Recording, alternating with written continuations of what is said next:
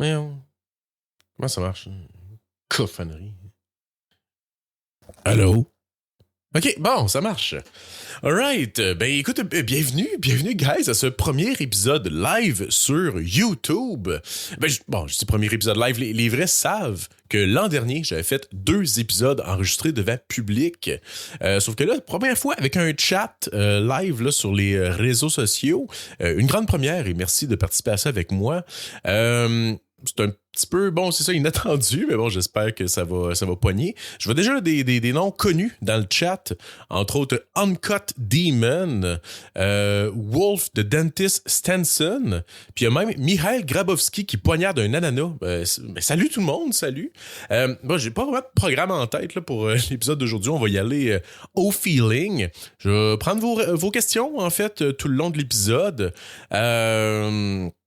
C'est ça. Fait qu'en attendant que les questions rentrent, toutefois, j'ai quelques affaires que je veux vous parler. Entre autres, mes coups de cœur, mais aussi, premièrement, je sors de notre meeting chez Elite Prospects dans lequel on a déterminé notre prochain classement en vue du repêchage 2026 de la LNH. Puis, comme fidèle à notre habitude, là, l'épisode va être en ligne sur notre page YouTube dans les prochains jours. C'est ça, grosso modo, pas vraiment de surprise majeure, je pense. Peut-être quelques noms plus méconnus qu'on va avoir en masse le temps de vous parler là, au cours des prochaines semaines ou prochains mois. Mais c'est ça, tu sais, je pense qu'à ce point-ci, dans saison, surtout après là, le championnat junior, c'est pas mal clair que les positions 1 et 2, c'est Ivar Stenberg et Gavin McKenna, peu importe l'ordre. Sinon, je pense que c'est pas mal rendu assez unanime aussi que Chase Reed et Keaton Verhoff sont non loin derrière, si même en fait, je pense que sont dans la conversation, personnellement. Du moins Chase Reed. Moi, personnellement, Stenberg, McKenna, Reed, c'est pas mal dans le même tiers. Verhoff est pas loin aussi. Bref. Fait que c'est pas mal un top 4 qui se dessine. Puis je sais, j'avais sorti un épisode récemment dans lequel je parlais d'un top 4. Puis j'avais omis Stenberg parce que j'étais pas encore convaincu d'Ivar Stenberg. Mais j'avais mis Ethan Belchetz.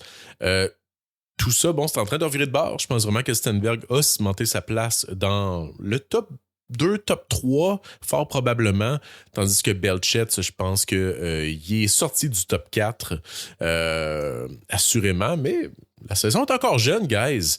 Puis tu sais, là, évidemment, bon, on cumule de plus en plus de visionnement, puis tu sais, je pense que ça en vient de plus en plus clair là que c'est une cuvée qui va être difficile, je pense, à classer, à trancher. En fait, c'est qu'après, mettons, ces 4 joueurs-là, présentement, je trouve qu'il y a un gros tiers de joueurs difficiles à classer, en fait.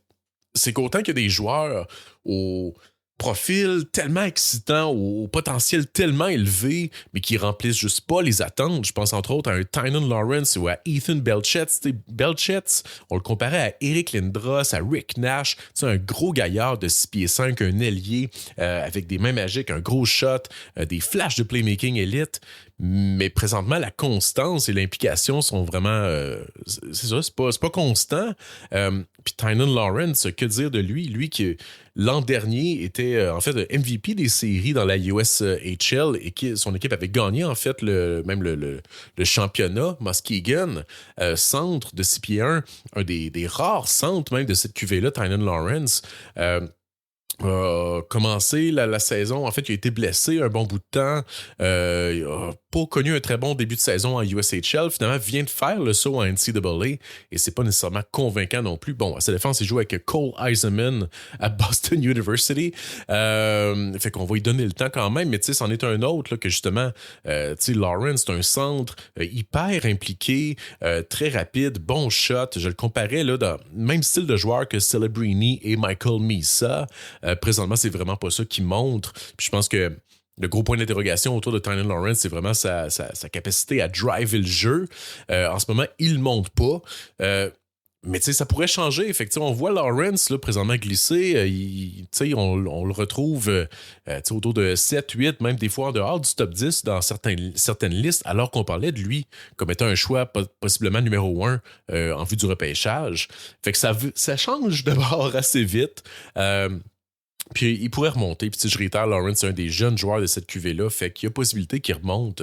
Et Belchet, c'en est un autre aussi qui est quand même assez jeune, mais c'est un 2008, là, donc c'est pas un late, comme qu'on dit. Ensuite, ben, au travers de ces gars-là, il y a des gars hyper safe. Je pense à des Carson Carrolls qui projettent comme un défenseur, en fait, numéro 2, 3 ou 4, de manière très, très, très, très safe. Ou sinon, il y a des Risers également qu'on a vu récemment. Caleb Malhotra, qu'on parlait de lui comme un choix plus entre 15 et 30, mettons, il y a quelques mois. Là, il est dans pas mal, ben, toutes les top 15, puis plusieurs top 10. Il y en a même qui l'ont, le proche du 5e rang.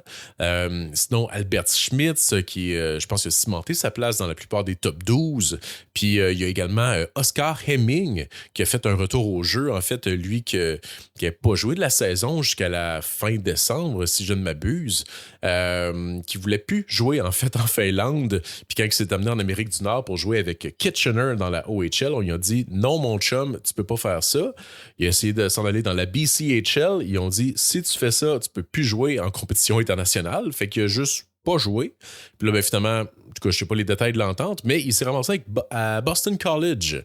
Là, il a joué quelques matchs aux côtés de Dean Letourneau. Puis il s'est très bien débrouillé. En fait, je pense qu'il y a 4 games de jouer. Ses 2 premières games, c'était vraiment bon, dont sa deuxième hallucinante, honnêtement.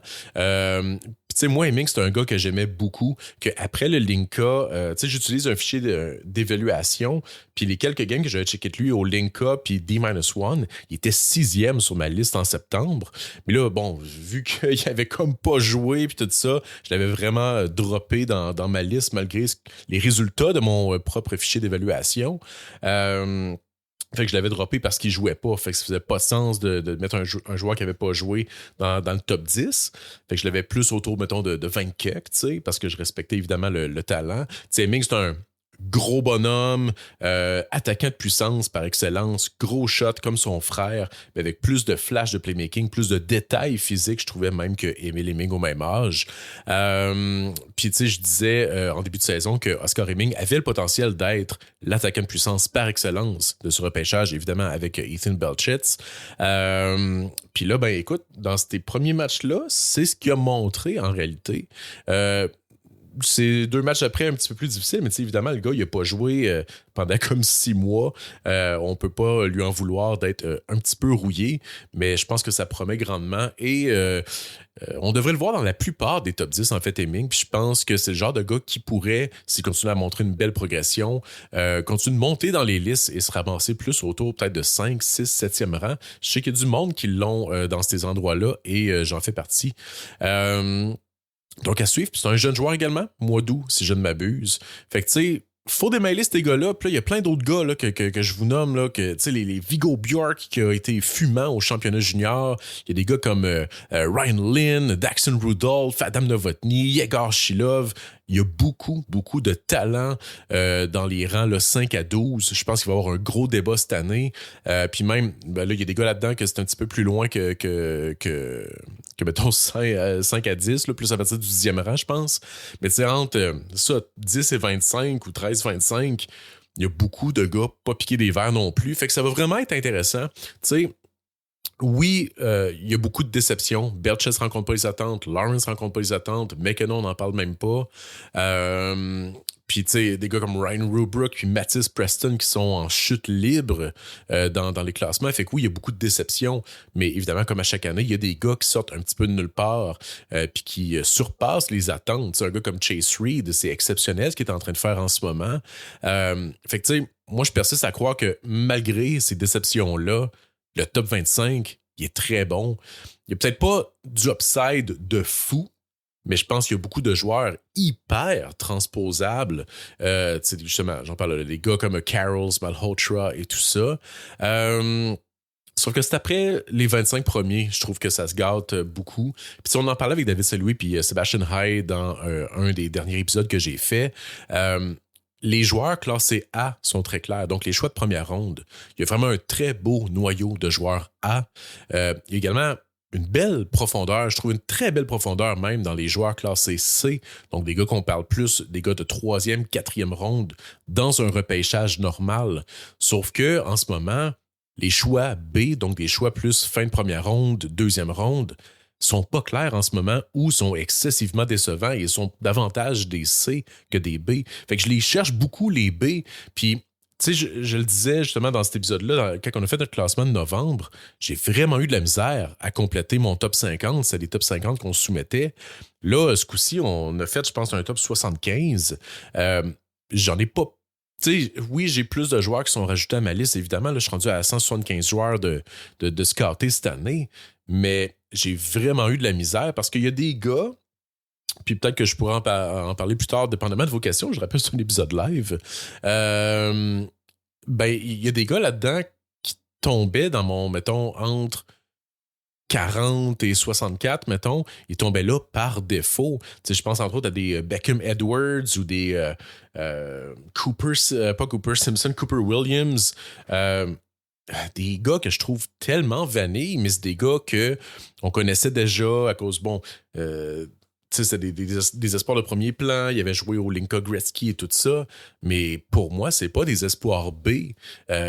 Ces gars-là, les Blake Zelensky, Jack Hextall, j'ai de la misère à classer ces gars-là. Fait que, tu sais, j'étais à un point que je disais, OK, il y a une quarantaine de joueurs que j'aime. Je vais se mettre un top 40. Je vais laisser les 10-15 prochains rangs complètement blank. Puis après ça, je vais classer ces gars-là parce que il manque des joueurs, je pense, pour remplir ces trous-là. De manière objective, je pense que c'est quand même ces gars-là qui vont à la suite dans ce rang-là. Mais ils sont là par défaut, tu sais. Puis c'est un peu un problème. Puis, tu sais, mettons, quand on fait des listes comme ça, vu qu'on n'est pas une équipe de la LNH, on n'a pas le choix de classer ces gars-là. Tandis que si on était une équipe, on pourrait tout simplement les mettre sur une no draft list ou les mettre excessivement loin. Sauf que quand tu es un outlet comme justement Elite Prospects ou n'importe quel podcasteur, t'as pas le choix en fait de classer tout le monde. Puis c'est là que t'as pas le choix de glisser ces gars-là, même si t'as des gars que t'aimes peut-être un petit peu plus, mais qui ont moins de potentiel. Bref, je vous ai dit, je vous parlerai de quelques coups de cœur. En fait, j'en ai quelques-uns que je vais vous parler. Je pense que j'en ai déjà parlé, mais je vais quand même réitérer pour ceux qui se joignent à nous. Là, le temps là, que les questions embarquent, là, je vois qu'il y en a déjà une couple, puis il y en a des très bonnes. Je reviens dans un instant. Il y a 3 gars que je veux vous parler, que je vais vous casser les oreilles avec d'ici la fin de la saison, du moins 2, que j'ai assurément plus haut que la plupart des gens et plus haut que ce qu'on a classé même chez EP. Je veux pas, en tout cas, je vous dirai pas où c'est que je les ai, mais c'est plus haut que ce que vous allez voir. Puis on les a plus haut que tout le monde, fait que ça vous donne quand même une petite idée. Le premier, c'est Ryder Cali, centre 6 pieds 2, 210 livres.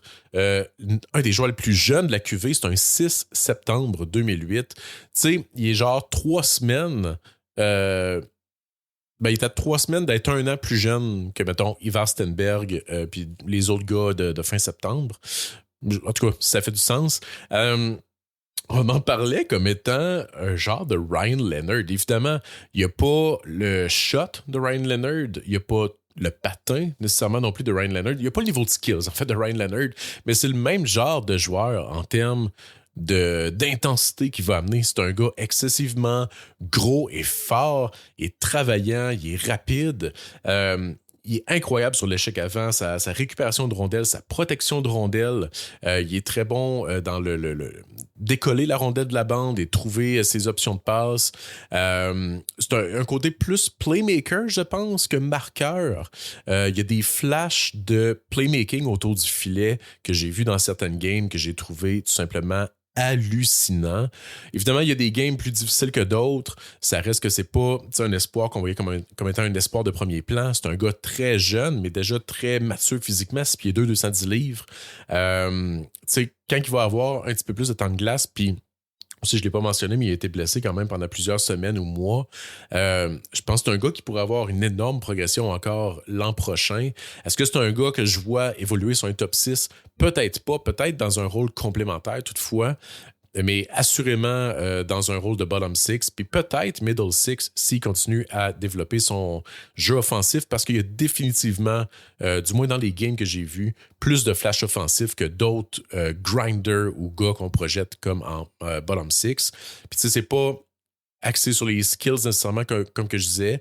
Il y a des flashs par-ci par-là, mais c'est vraiment son intelligence, sa rapidité dans ses décisions, puis juste son positionnement sur la glace, comment il est capable de prendre l'intérieur, de jouer à travers le contact, de patiner à travers les mains des adversaires, sa récupération de rondelles, il est fort à la POC. Bref, c'est un joueur de la Ligue nationale, je pense, et on n'en parle pas assez. Ryder Cali. Le prochain a un profil excessivement atypique, mais que les deux, c'est des profils très atypiques que j'adore. Mais le premier a un très gros potentiel, je crois, puis je vous en avais déjà parlé aussi. C'est Jackson Cover. Ailier, 6 pieds 1,5, 180 livres, donc beaucoup plus lean quand même que Ryder Cali à 210 livres. À 180 livres, c'est quand même pas plate. C'est aussi un 2008. Je le catégoriserais du Alexander Jarowski des îles Cayman. C'est pas plate comme comparaison. En fait, je dis ça parce que ça, il vient des îles Cayman. Caymans. Bref. Puis il joue au hockey sur glace organisé depuis environ 5 ans seulement. C'est un joueur de roller hockey. Puis ça paraît un peu dans sa manière de jouer, mais c'est un gars, écoute, qui a des mains fantastiques. Pas nécessairement le meilleur contrôle de rondelle, mais il y a des feintes et des jeux qu'il fait qui sont simplement incroyables. Puis des gros flashs de playmaking. Je trouve vraiment que c'est un des bons passeurs de cette QV, très créatif dans sa sélection de passes. C'est un gars qui a beaucoup de bons flashs, également de détails physiques dans son jeu. Fait que tu sais, il n'y a peut-être pas le niveau de skill aussi raffiné, je dirais, que d'autres gars purement offensifs. Sauf que ce qui me rend très optimiste à son égard, premièrement, la courbe de progression est hallucinante. Mais deuxièmement, c'est qu'il y a cette B-game-là, vu son gabarit, vu son instinct en échec avant, que d'autres petits joueurs talentueux n'ont peut-être pas. Fait que si jamais ça marche pas pour lui pour évoluer sur un top 6 dans un rôle offensif, il y a peut-être, en fait, cette porte de sortie-là pour jouer sur un bottom 6 ou jouer dans un, mettons, top 9 en rôle complémentaire, avec justement des mains et du playmaking. Parce que c'est ça, il est créatif, il est chaotique, mais il est créatif. Mais moi, j'aime ça. Là, présentement, en plus, il joue dans un rôle plus tertiaire avec London. Fait que je pense que c'est le genre de gars que l'an prochain, avec plus de temps de glace, avec du power play, il pourrait avoir une grosse explosion. Puis, je réitère, ça fait pas si longtemps que ça qu'il joue au hockey sur glace de manière organisée. Si ce gars-là explose, il pourrait exploser très fort. Fait que moi, je suis excessivement optimiste dans le cas de Jackson Cover. Et on réitère, ne jamais miser contre les gars de London. Parlant de gars spectaculaires, chaotiques, le prochain, c'est un peu dans ce sens-là aussi. Un des gars que j'aime le plus voir jouer cette année, c'est Brody Popoy. Et un des noms que j'aime le plus prononcer aussi, Brody Popoy, mesdames, messieurs. Attaquant 6 pieds 2, 181 livres, donc pas mal le même gabarit que Jackson Cover. Lui aussi, c'est un 2008, il joue pour Saginaw dans la OHL. Sauf que lui, on parle pas d'un choix de première ronde, mais plus d'un gars de 4, 5, 6e tour. À moins que sa progression et sa production emboîtent le pas en deuxième moitié de saison. Mais c'est un gars excessivement divertissant à voir jouer. C'est un gars qui est chaotique toutefois, mais c'est un gars qu'on ne peut pas lui reprocher de tout donner sur la glace. Il donne son 110%, il est féroce sur l'échec avant, il joue high pace. C'est un gars hyper créatif dans son KO, dans le sens qu'il essaye des feintes élites, sauf qu'il a des mains en dessous de la moyenne. C'est un peu le Gio Pantelis mais à l'attaque. Puis là, ça sonne Gio Pantelis, ça sonne un gars random que j'ai juste name-droppé, mais c'est un défenseur éligible cette année qui essaye de feinter tout le monde, mais qui a pas de main. Brody Popoy, c'est à peu près ça aussi. Je dirais que c'est un peu le Beckett Seneca des pauvres. Un peu wobbly sur la glace, qui essaye, c'est ça, de déjouer tout le monde, mais qui a des flashs de tir, de playmaking, de créativité. Mais c'est aussi un peu comme Jackson Cover, que son intensité en échec avant, ses détails physiques, tout ça fait qu'il pourrait avoir une certaine B-game. Toutefois, lui, ce qui le retient peut-être par rapport à un Jackson Cover, évidemment, là, c'est vraiment pas au même niveau. Comme je disais, on parle plus d'un gars de milieu de draft. Mais c'est son patin. Le patin est vraiment pas fluide. C'est des courtes enjambées. Il est pas très explosif, sauf que il y a tellement un niveau d'engagement et d'intensité élevé qu'au final, il couvre quand même beaucoup de glace. Puis, honnêtement, tu sais, je parlais des gars plates tantôt. Les Beckham Edwards sont pas assez bons pour jouer sur un top 6. Sont beaucoup trop vannés pour. Puis sont pas nécessairement gros pour nécessairement transposer tant que ça sur un bottom 6. Hey, moi, des gars comme Brody Papoy, là, je m'essayerais peut-être à partir, mettons, troisième ronde. J'aime ce genre de profil-là, très atypique. Ce genre de gars que probablement ça va rien donner, mais ouais, en troisième ronde, comme dirait le serpent, tu lances des dards. Puis c'est un beau dard parce que bon, il n'y a pas un niveau skill exceptionnel, mais le gars, il essaye, le gars, il veut. Puis ça peut t'amener très loin dans la vie.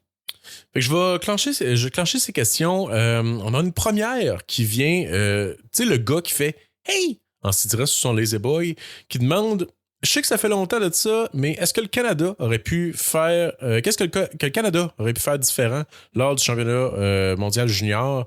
Puis est-ce que Bryce Pickford aurait pu aider à la cause des Canadiens? Ben écoute, le gars qui fait « Hey! » en s'étirant sur son Lazy Boy, je vais pas passer trop de temps là-dessus. Là. Je pense que le sujet a déjà été discuté de long en large, mais je pense que le nerf de la guerre lors de ce tournoi-là, ça va avoir été la défensive du Canada. C'était trop poreux. J'avais émis mes craintes envers là, des joueurs comme Cauchon Aitchison puis Zane Parrick par rapport aux revirements qui peuvent coûter en fait à l'occasion. Puis ça a été pire en fait que ce que je pensais. Puis tu sais, même un Harrison Brunick, asti, qui m'a déçu. Tu sais, j'étais un gros fan de Brunick, puis en plus, tu sais, Brunick a joué 9 games dans la LNH. Fait que je m'attendais à plus, puis c'est ça. Je pense pas qu'un gars comme Pickford aurait amélioré cette situation-là. Parce que Pickford, autant hallucinant est-il offensivement, tu sais, défensivement, c'est pas top. Fait que je sais pas qui aurait pu sélectionner d'autres. Puis tu sais, si. Pour ceux qui ont écouté le spécial championnat junior, justement, à Dread sur le tape, édition dans laquelle j'ai eu le privilège de faire partie, en fait, j'en parlais que, honnêtement, la sélection était parfaite. Là. Je vois pas qui d'autre qui aurait pu prendre. Contrairement, mettons, à l'année d'avant où on avait laissé beaucoup de talent pas sur la glace, mais justement en dehors de la glace, sur la table. Ben, cette année, écoute, la brigade défensive, ils ont vraiment pris ce qu'il y avait de meilleur, puis ils ont même eu la chance d'avoir 2 gars de la LNH. Puis je pense que ce noyau-là de défenseurs n'a pas rempli les attentes. Puis même à l'attaque, je pense que en tout cas les Canadiens ont été très productifs, mais je pense qu'il y a des attaquants qui auraient pu se lever davantage dans les gros moments. Puis je pense que c'est là où ça l'a fait mal. Puis d'ailleurs, je vois dans le chat, là, la prochaine question est dans ce sens-là. C'est Soda Popinski qui demande qu'est-ce que tu as pensé de Gavin McKenna au championnat junior? Ben, en fait, je l'ai aimé, moi, McKenna. Du moins, d'un point de vue talent brut, évidemment, les flashs avec Brady Martin puis Michael Hage étaient hallucinants. Là, on les a vus, là, les tic-tac-toe à répétition. Bon, mais je comprends les critiques. Le manque d'engagement physique, le manque d'engagement défensif, peut-être le manque de capacité à faire la différence dans les moments opportuns, comme que je disais. Je comprends les doutes à son égard, surtout qu'on nous l'avait vanté comme étant le prochain Connor McDavid, tu sais. Mais gardons en tête que Gavin McKenna, ça demeure le plus jeune joueur de du groupe d'attaquants, en fait. Puis tous les autres attaquants, c'était des choix de première ronde. Puis il y en a plusieurs là-dedans qui ont de l'expérience LNH. Fait que c'est peut-être un peu injuste de s'acharner sur McKenna, alors qu'on peut très bien reprocher des affaires similaires à Michael Misa et Porter Martone, tu sais. McKenna, malgré tout, il est terminé au 2e rang des pointeurs du tournoi. Et ce, sans grosse récolte contre les Lettons, on le rappelle. C'est quand même la 4e meilleure récolte pour un draft eligible dans les 20 dernières années. Puis devant d'autres late, là, évidemment, les gars comme McDavid, Laney, il est devant eux, mais eux autres, c'était pas des late. Mais il y en a plein de bons late là, que McKenna a été plus productif en 7 matchs. Austin Matthews, Matthew Tkachuk, Patrick Kane même. Fait que tu sais, à un moment donné, là, faut en prendre puis en laisser, là. Je pense que c'est beaucoup demandé là, d'un gars qui a eu 18 ans dans le tournoi, même, je pense, de dominer. Je pense qu'il a fait pas mal ce qu'il pouvait faire. Puis moi, je m'attendais à plus, en fait, de Michael Mesa puis Porter Martone, tu sais. Ça reste que McKenna, c'était probablement le joueur le plus talentueux en termes de skills, de tout. Tout le tournoi, en fait. Puis c'est encore le gars le plus talentueux de tout le repêchage. Mais bon, je comprends. Comme que je disais, manque d'effort, manque d'engagement physique et défensif. Je le comprends. Sauf qu'en termes de skills, c'est rare qu'on voit des joueurs de la sorte. Je pense encore que McKenna, malgré ses déboires, a encore un plafond de possiblement gagnant du Hart Trust à un certain moment dans sa carrière. Est-ce qu'il va devenir un joueur d'impact en série? Ça reste à voir. Mais en tout cas, c'est ça. Peut-être ça va être plus compliqué, mais en même temps, il y a plein de joueurs de son profil que ça les a pas empêchés de devenir d'excellents joueurs. Puis, il ne faut pas oublier qu'une équipe, c'est un tout et pas juste un joueur. Si tu as juste un joueur de talent dans une run pour la Coupe Stanley, des bonnes chances que tu te rendes pas loin, tu sais. Fait que je m'en ferais pas, en fait, avec ce manque d'engagement physique-là pour le moment. Il y a un talent spécial. Je pense que tu dois te sauter là-dessus lors du repêchage. Est-ce que c'est alarmant, le manque d'engagement? Peut-être. C'est surtout, en fait, le manque de prise de masse également au cours de la dernière année, qui peut-être est alarmant. Puis c'est là où un gars comme Ivar Stenberg est peut-être plus intéressant au premier rang. Je pense que dans le cas de Stenberg, on parle pas d'un gagnant possible au Hart Trust, mais plus d'un gars peut-être de 80-90 points max, ce qui est pas plate pareil, mais c'est un gars qui est beaucoup plus complet, déjà NHL ready, même taille, mais je pense qu'il va être plus costaud aussi à long terme. Je pense que Stenberg est peut-être un choix, entre guillemets, plus safe. Un gars qui va apporter plus de choses à la glace, pas juste de l'attaque. Puis comme je disais, un gars qui est plus plug and play. En fait, qu'on pourrait voir déjà dans la LNH la saison prochaine. Tandis que je pense pas que McKenna soit NHL ready. Fait que tu sais, je pense que... Puis tu sais, on critique beaucoup le tournoi de Gavin McKenna. Mais on peut pas dire que Stenberg a été dominant non plus, tu sais. Il a été très bon, mais il y a eu des matchs difficiles, puis on peut pas dire que c'est tant une performance de premier overall générationnel, tu sais. Je pense que c'est plus McKenna qui se tasse lui-même, plus que Stenberg qui a volé la première place, à mon point de vue du moins. Je pense qu'à court terme, Stenberg va être bien meilleur que McKenna. Son impact dans la LNH va être beaucoup plus important. Sauf que, tu sais, c'est une équipe qui débute sa reconstruction. Est-ce que tu peux vraiment passer à côté d'un talent comme Gavin McKenna? Je comprends les drapeaux rouges, mais personnellement, j'aurais encore de la misère à passer à côté. Bon, je vais regarder dans le chat cette question-là. Qu'est-ce qui pue? Voilà, on va la sauter. Limace gluante qui demande: c'est qui ton personnage préféré dans Lance et Compte? Personnellement, je suis un gros fan de Ballon Bardasse, interprété par Mathieu Bijoubougie. En tout cas, prochaine question, Lapus 15-18-20 qui demande: qu'as-tu pensé de la récente liste de la centrale de recrutement? J'accorde peu ou pas d'importance en fait à la liste de centrale de recrutement. Ils ont clairement un gros billet envers les gros joueurs. Puis il y a tout le temps des choix weird. Puis je pense, mais je le check tout le temps parce que c'est du bon divertissement malgré tout. Mais je pense qu'il y a des choix vraiment absurdes cette année. Ou peut-être en fait qui sont ahead of the curve. Mais tu sais, Ilya Morozov au 8e rang des patineurs américains. Je comprends le hype autour de Morozov, mais devant des gars comme Ethan Belchet, je pense que c'est quand même étirer l'élastique un petit peu. Morozov, il est bon. Il va monter sur les listes. Définitivement, c'est un riser. C'est un gars très projetable. On parle plus d'un gars de bottom six. Il n'a pas le talent des gars qui a dépassé. Gros bonhomme, excellente main, mais je pense pas qu'on parle là, d'un gars de la trempe de Ethan Belchet ici. Sinon, évidemment, Jackson Cover, je vous en parlais, là, c'est un de mes chouchous. De le voir 45e, ça me fait vraiment mal. Là.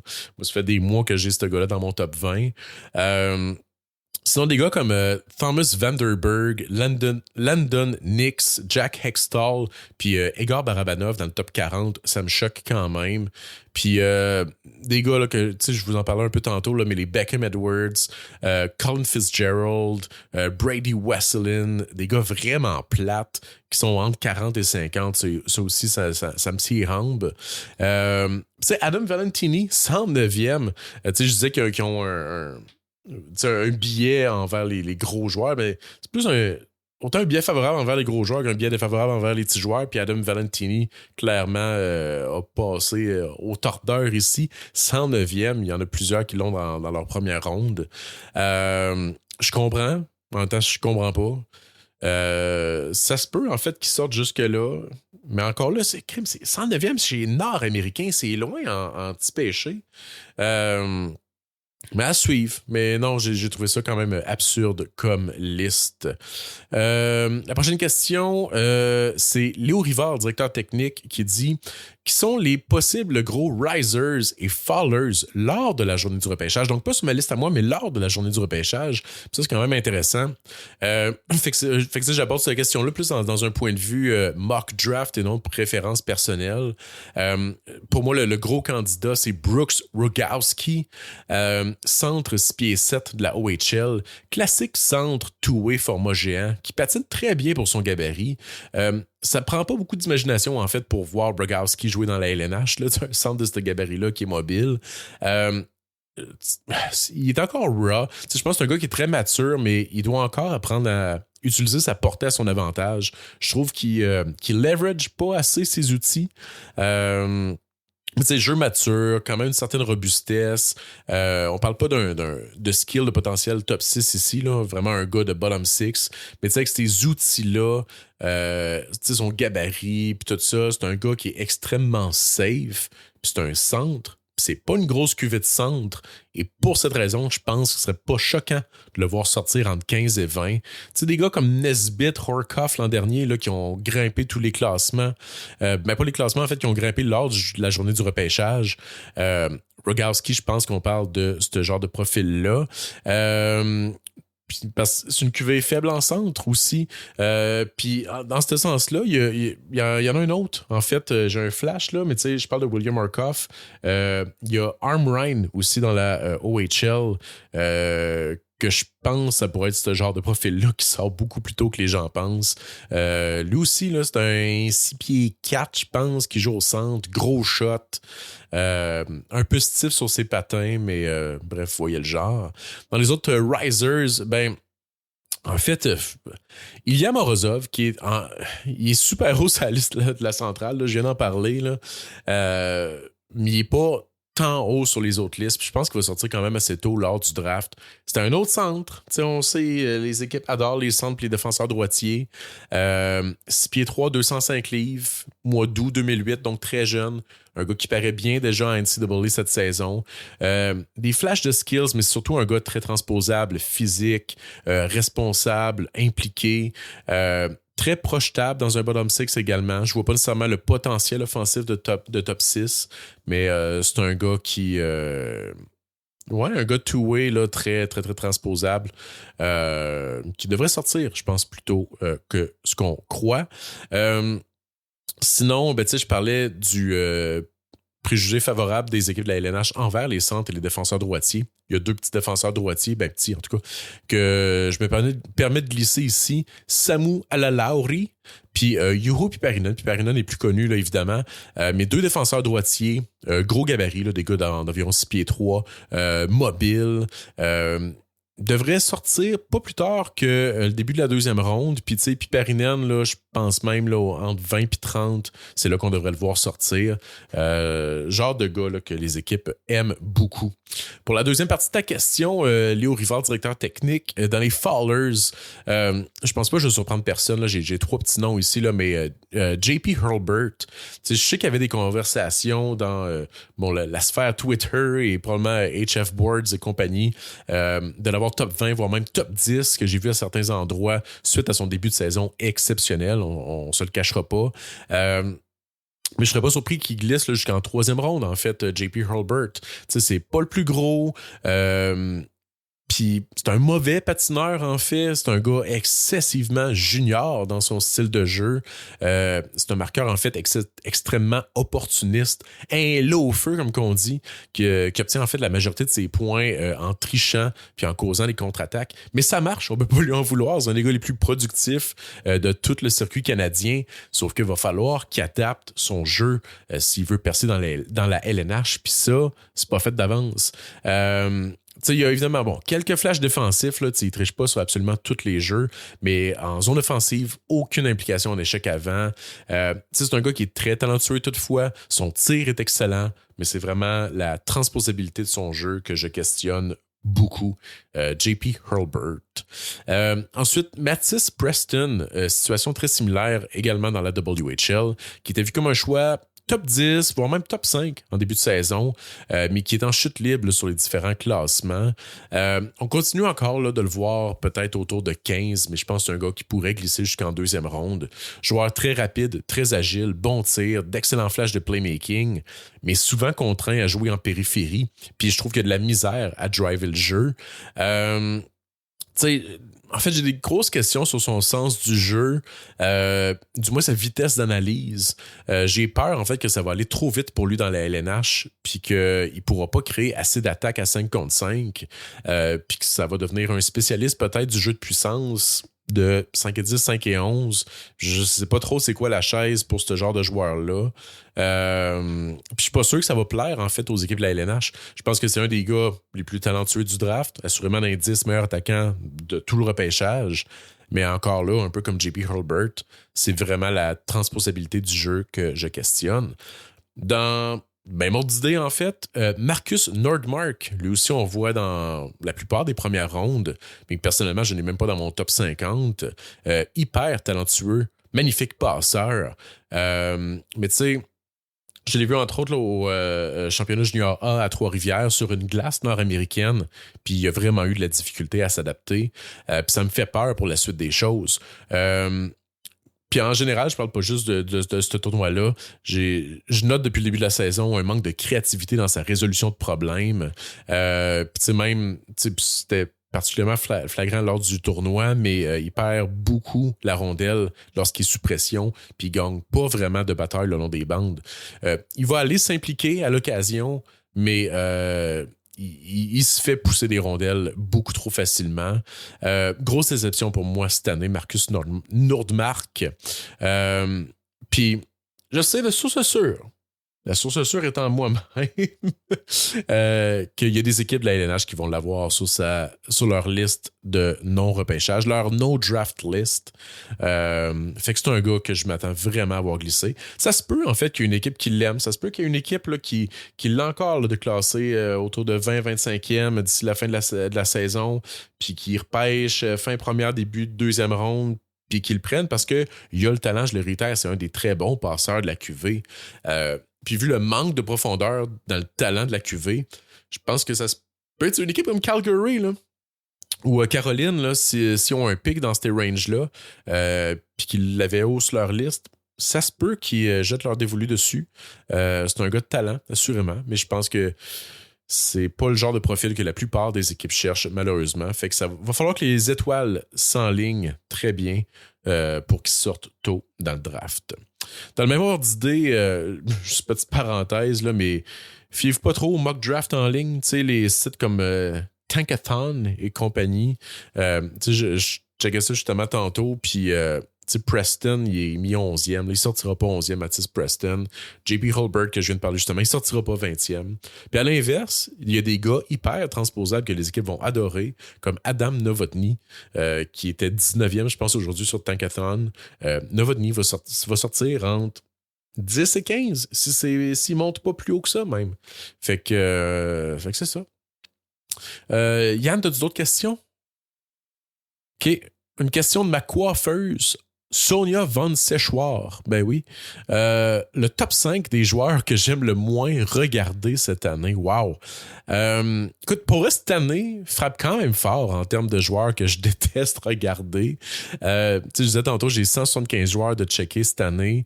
Évidemment, il y a énormément de gars no draft, là, surtout, tu sais, j'ai scouté beaucoup de, tu sais, les écoles secondaires, un peu dans la BCHL et tout ça. Fait qu'évidemment, il y a beaucoup de gars que je classerais même pas, là. Tu sais, c'est pas à cause que j'ai 175 joueurs de checker que je peux faire un top 175, là. J'ai de la misère à remplir mon top 50 en ce moment, ça vous donne une idée. Puis c'est ça, parmi les gars qu'on voit dans la plupart des top 50 et que je n'ai pas dans mon top 50 et que c'est une corvée pour moi de les écouter à chaque fois. Le premier, là, c'est que je l'aime pas, c'est Brady Wassilin. C'est pour vous donner une idée, mes rapports que j'ai faits sur lui, il n'y en a aucun qui ont été publiés sur le site d'Elite Prospects parce qu'il était pas assez bon, puis je pense pas que j'ai été si méchant que ça. Mais écoute, c'est un gars, bon, quelques flashs de support de rondelles en échec avant, qui peut parfois un peu plaquer malgré son plus petit gabarit, mais des grosses limitations mécaniques, en fait. Là. Je le trouve excessivement rigide, tant son maniement de rondelle, son maniement de bâton que son patin, mais aussi sa vision du jeu, son sens du jeu me semble largement sous la moyenne. Il trouve pas ses options de passe, il y a du positionnement erratique, il patine dans les lignes de ses coéquipiers. J'ai pas vu beaucoup d'anticipation ou de résolution de problèmes, en fait. Pour moi, lui, il serait sur ma no draft list, sans joke. Brady Wassilin, mais on le voit là encore dans des top 50. Puis, écoute, je suis peut-être excessivement mal tombé, mais tu sais, même pas au championnat junior, mais au match des espoirs de la WHL, j'ai rien aimé de ce que j'ai vu. L'autre, c'est Beckham Edwards, qu'on voyait en première ronde à bien des endroits en début de saison, qu'on va avoir très loin, en fait, chez EP. Personnellement, je le trouve trop vanné. Tu sais, c'est un gars qui a un certain niveau d'engagement, mais je trouve qu'il fait rien. Tu sais, si c'est pas lui que tu regardes, tu le remarqueras jamais. Il a pas le talent offensif pour jouer sur un top 9. Je pense pas qu'il est assez gros, impliqué et solide sur d'autres facettes pour jouer sur un bottom 6. Je ne vois pas quelle peut être sa chaise, en fait, dans la Ligue nationale. C'est pas un mauvais joueur, tu sais, mais il est juste trop vanné, puis average ou below average dans à peu près tout. Ouais, fait que je le vois juste pas. L'autre, c'est Alessandro Di Iorio ou Di Orio. Plus de talent ici. Certains flashs de puck handling. Définitivement un bon lancer. Un des bons lancers, je pense, quand même. Mais un gars lui aussi qui va être invisible puis qui fera pas grand-chose pendant le 3/4 de la game. Il va quand même trouver le moyen de ramasser des points. Il va avoir quelques flashs dans une game. Mais encore là, il n'y a pas la B-game, je pense, pour devenir un joueur de soutien. Je pense pas que les flashs offensifs soient assez présents pour qu'il devienne un gros contributeur sur un top 6 ou un middle 6. Jack Hextall, c'en est un qui est en régression. Lui aussi, on le voyait en première ronde. Ben, Diorio aussi, là, c'est un gars qu'on parlait de lui comme autour de 15-20 en début de saison. Jack Hextall, autour de 20 aussi. Qui était qui était vu comme étant un des bons fabricants de jeux, un excellent passeur, un gars qui joue avec un beau niveau d'intensité, sauf que le problème, ça a toujours été le patin. Dans le cas de Hextall, je pense que dire qu'un patin sous la moyenne, c'est être gentil dans son cas. Il y a un patin vraiment problématique. Puis les flashs de playmaking avancés qu'on avait vus de lui cet été ou dans sa saison D-1, j'ai pas vu tant de progression encore, peut-être même une régression dans ce sens-là.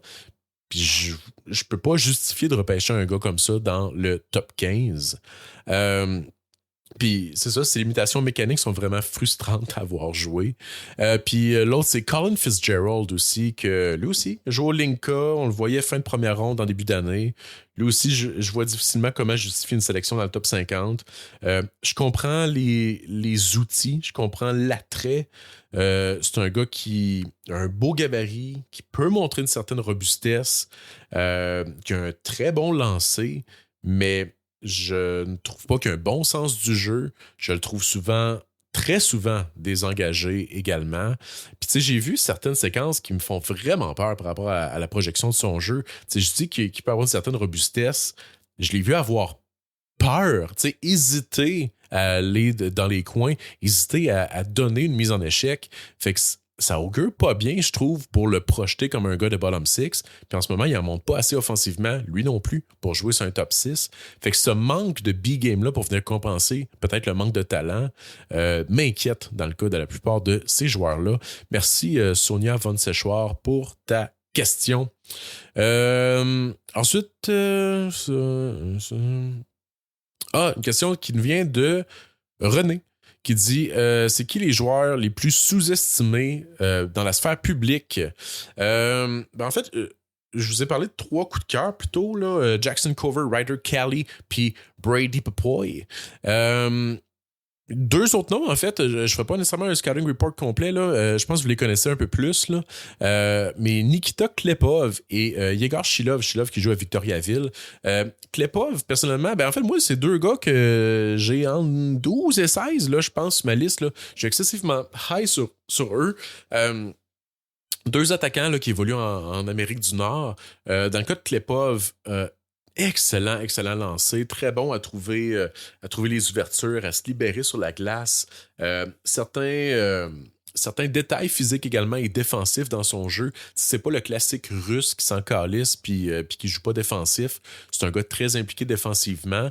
Puis il a montré, dans mes visionnements, il a montré des flashs borderline élite de playmaking. Mais je sais, dans notre groupe de scouting chez EP, on n'a pas tous tombé sur ces games-là. Puis j'ai définitivement pogné des games plus tranquilles offensivement. Mais tu sais, dans le match des étoiles de la OHL, ça a été un des meilleurs joueurs. Puis je pense qu'on dort beaucoup sur Nikita Klepov dans le public. Puis l'autre, Yegor Shilov, là, que vous connaissez peut-être si vous suivez la Q, parmi les meilleures mains du repêchage. Un excellent fabricant de jeu, agile, crafty. Lui également, très impliqué défensivement, moins physique que Klepov toutefois.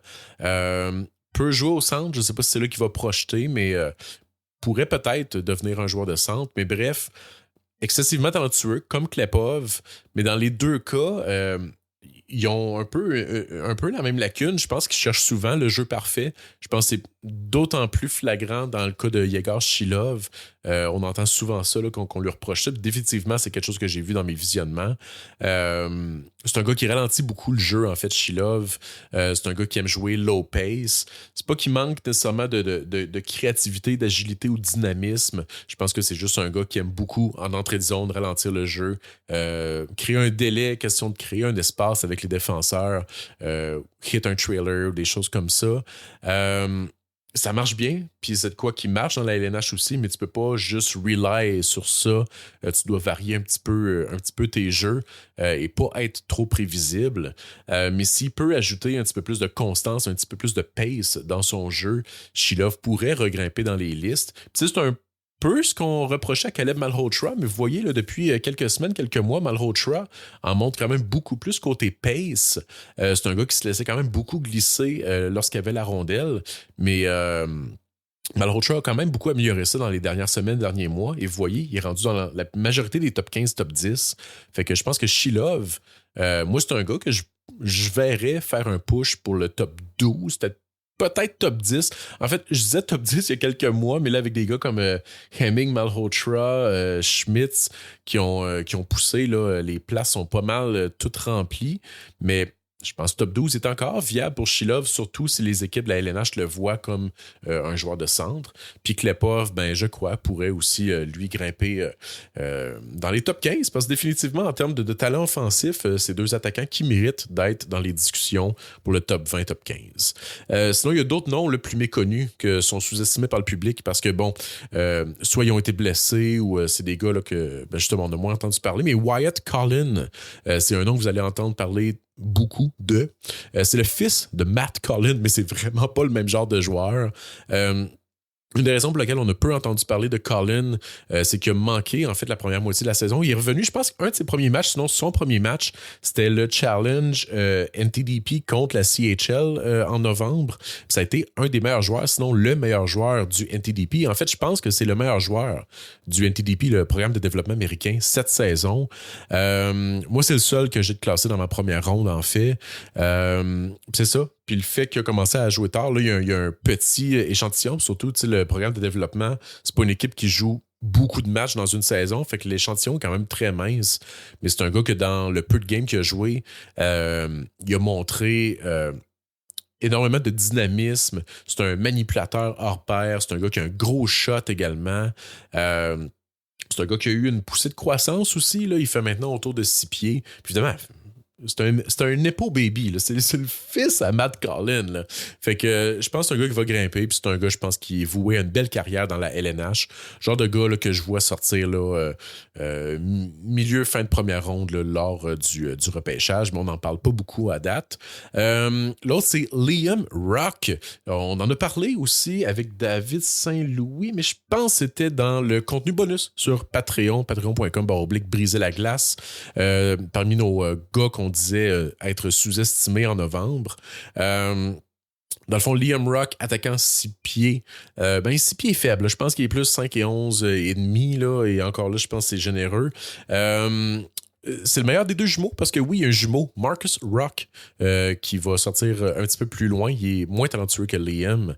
Mais Liam, c'est le cerveau des deux. T'sais, on les comparait avec David Saint-Louis aux jumeaux Sedin. Je pense que c'est vraiment ça. Liam, c'est le Henrik Sedin des frères Rock, en tout cas.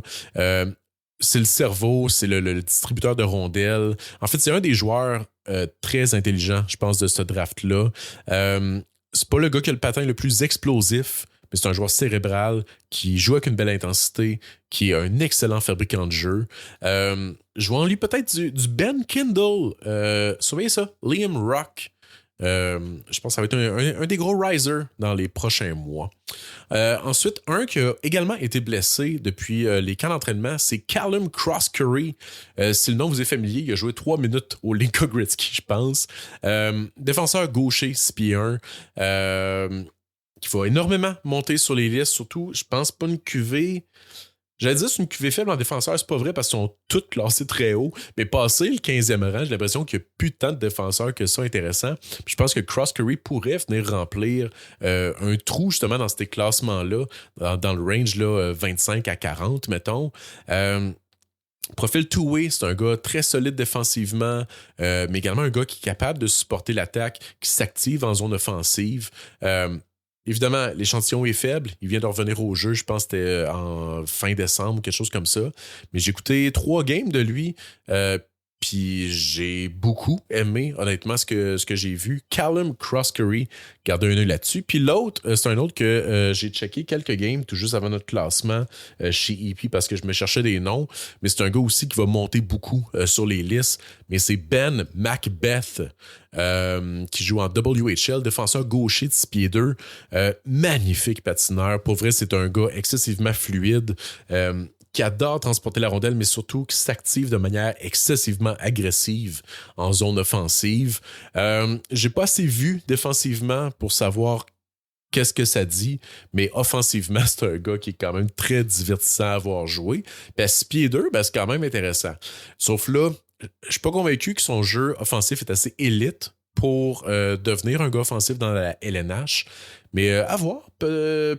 Peut-être là, qui va continuer à montrer des belles choses, puis montrer un jeu two-way, peut-être une certaine robustesse, puis là, il devient un gars peut-être qui pourrait devenir un 4-5e défenseur dans la LNH, puis peut-être qu'il pourrait continuer à grimper dans les listes. Mais je pense que c'est un gars qu'on devrait voir dans le top 50, Ben Macbeth.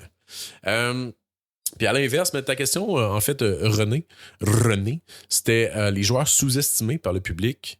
Mais il y a quelques joueurs surestimés que je veux name dropper vite fait, mettre les pendules à l'heure. Marcus Nordmark, j'en parlais tantôt, pour moi est surestimé.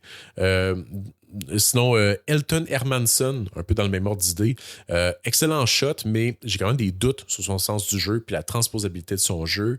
Adam Valentini, ou Valentini, comme qu'on aime l'appeler. il est le fun, Valentini. Je pense que c'est lui que j'aime le plus dans la gang à cause de son moteur incroyable. Sauf que ça reste un petit allié fougueux qui manque peut-être la coche de talent et de créativité pour être transposable dans un top 6. Je suis pas sûr que c'est un Logan Stankoven, autrement dit. Puis je pense pas pour rien que la centrale l'a classé 109e parmi les patineurs nord-américains. Mais c'est ça, on le voit beaucoup en première ronde encore. Puis pour moi, c'est quand même beaucoup trop haut. C'est le genre de gars que je prendrais une swing dessus, mettons, qui est encore disponible en quatrième, cinquième ronde, mettons. Ça me ferait plaisir de le repêcher. Je pense que c'est un très beau projet à miser dessus. Je pense qu'il y a des éléments très le fun, entre autres son moteur. Sauf que le manque de skill plus high-end, puis évidemment le gabarit, ben, ça peut faire peur. Un peu dans le même ordre d'idée, Pierce Bouilly, sniper, bon moteur, petit gabarit. Produit très bien dans la OHL, mais je suis pas convaincu de son apport à 5 contre 5. En fait, je vois pas grand-chose en lui, Pierce Bouilly, mais on le voit dans plusieurs premières rondes encore. Sinon, Blake Zielinski, sniper robuste avec des flashs de playmaking, mais j'aime vraiment pas son sens du jeu. Mauvaise prise de décision, hockey très junior, individualiste. C'est un gars qui force des jeux, force des passes, force des feintes. Pas beaucoup de awareness dans la game, tu sais. Puis c'est pas un gars qui a des skills high-end non plus. Il manque de patins également. Fait que je pense pas qu'il y a les outils pour devenir une menace double top 6. Puis je pense que la B-game manque également dans son cas. Puis le dernier que je trouve peut-être surestimé, c'est Vladimir Draveski, le défenseur offensif de 6 pieds. Très bon bougeur de rondelles, superbe agilité, un gars capable de piloter l'avantage numérique, mais je reste toujours sur ma faim quand je le regarde. Je trouve qu'il ne crée pas assez d'avantages en OHL pour projeter comme une menace offensive au prochain niveau. Puis il n'y a définitivement pas le jeu défensif pour, je pense, se trouver une niche sur une troisième paire non plus. C'est un gars évidemment plus talentueux que la plupart des défenseurs, mais à 6 pieds, sans talent high-end, je trouve que son rôle est pas clair. En fait, son rôle est pas clair dans la OHL, fait que c'est dur pour moi de projeter un rôle clair dans la LNH. Fait que je pense qu'il y a une projection trop nébuleuse pour risquer un choix dans les 2 ou peut-être même 3 premières rondes. Merci René pour ta question, c'est très bon. Ensuite, Scolios Tremblay. Ah, ça faisait longtemps. Comment ça va, mon chum? Ouais! 418 represent! Brap, brap. Scolios qui demande allez-vous sortir un classement pour le repêchage de la LHGMQ?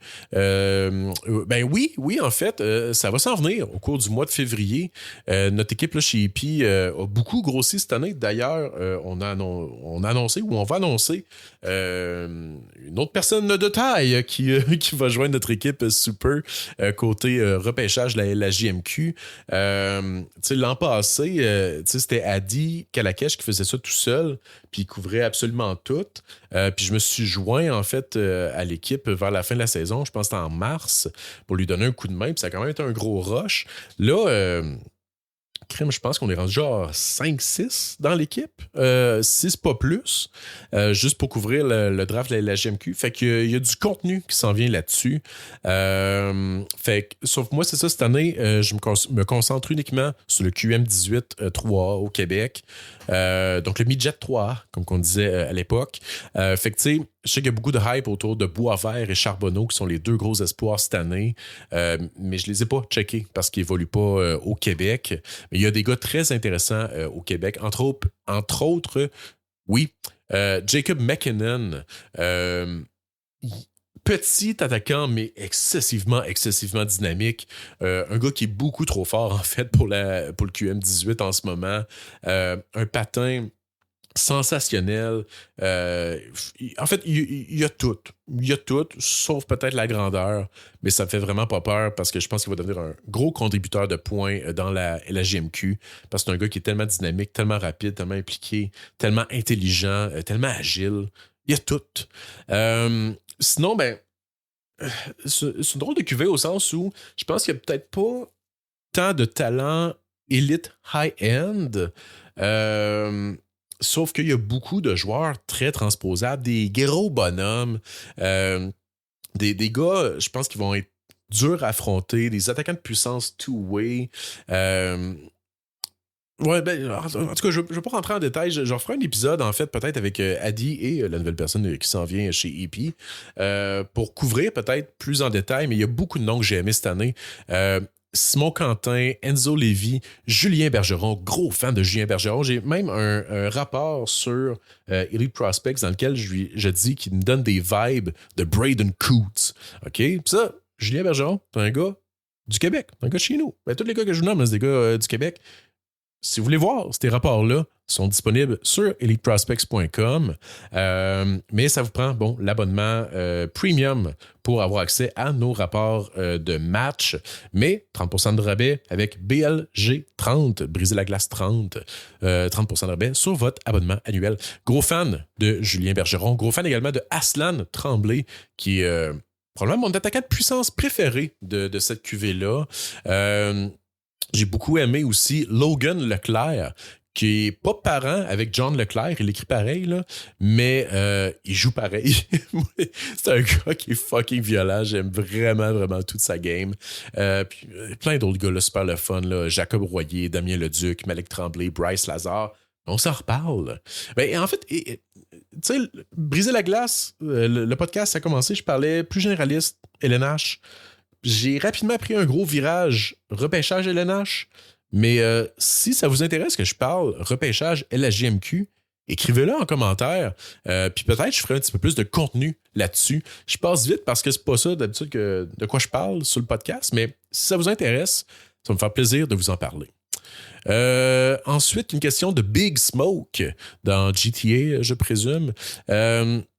Qui dit, y a-tu des défenseurs format géant qui passent sous le radar? Ouais, c'est bon. Ben, en fait, il y a tout le temps des gros défenseurs qui passent sous le radar en cours de saison parce que sont longs à développer, ces gars-là, puis souvent, ils n'ont pas le jeu assez mature pour évoluer, dans le fond, de manière constante dans leur ligue respective. Puis souvent, ils vont jouer comme 6-7e défenseur, puis c'est dur à évaluer dans ce temps-là, mais il y en a une coupe. Il y a Sean Burrick, que j'aime personnellement beaucoup, qui est à 6 pieds 7. Pas nécessairement le plus violent, le plus robuste, mais ce que j'aime beaucoup de Sean Burrick, c'est qu'il est quand même très agile, tant au niveau de ses pieds que de ses mains, pour un gars de 6 pieds 7. Puis c'est important pour un défenseur. On dit souvent, tant que t'es gros, que t'as une grosse portée, que t'es robuste, tu vas t'en sortir comme défenseur, mais c'est pas vrai dans la LNH. En fait, le patin est excessivement important pour les défenseurs et je crois plus que pour les attaquants, en fait. Tu dois être capable d'avoir l'agilité, la rapidité on dit souvent de matcher les pieds des attaquants, en fait, parce que tu dois réagir à ce que les attaquants vont faire. Donc, je pense très important. Puis un gars de 6 pieds 7 avec une certaine mobilité, puis avec les mains aussi pour effectuer une bonne relance, moi, ça me parle quand même, mais c'est ça, c'est un gars qui joue pas beaucoup de minutes. Sinon, il y en a deux que je les aime parce qu'ils sont juste excessivement violents. Il y a Maxime Sokolovski de la OHL 6 pieds 7, puis Alofa Tunoa Ta'amu. Lui, c'est pas un géant, 6 pieds 2, mais il fait 233 livres. C'est le Dustin Byfuglien de 2026. Puis dans les deux cas, c'est des gars excessivement violents. En fait, je dis Sean Burrick est pas violent, mais j'ai une couple de clips en tête qui ramassent des gars open ice, mais c'est pas au même niveau là, que Sokolovski et Tunoa Ta'amu. Puis il y en a un autre, je l'ai pas checké encore, mais j'ai entendu de très bons commentaires à son égard. Mais c'est Jonas Kemps, défenseur de 6 pieds 5. Fait que allez le voir avant que j'aille le voir. Mais je risque de vous en reparler plus tard. Bon, ça fait déjà 1 heure. Il y a encore quelques questions. En fait, il y a 2 autres questions que j'aimerais répondre. La première, c'est l'homme aux membres d'or qui me demande le top 5 de mes albums punk rock. Ça n'a aucun rapport avec le hockey, mais je vais répondre vite. The Ataris, So Long Astoria, mon album d'été préféré. Ensuite, Bad Religion, No Control. C'est un album quand même cru, mais qui a été très important dans ma vie. Beaucoup de grands classiques là-dessus. Si vous tripez, là, Tony Hawk's Pro Skater 2, la tune You, ça vient de cet album-là. C'est vieux, c'est fucking vieux comme album, en tout cas, bref. Ensuite, gros fan également de Let's Talk About Feelings de Lagwagon, un classique. Au deuxième rang, pas connu beaucoup, c'est un album québécois, Panier Bleu.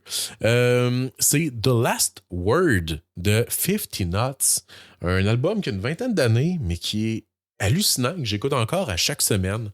Je me tanne pas de cet album-là.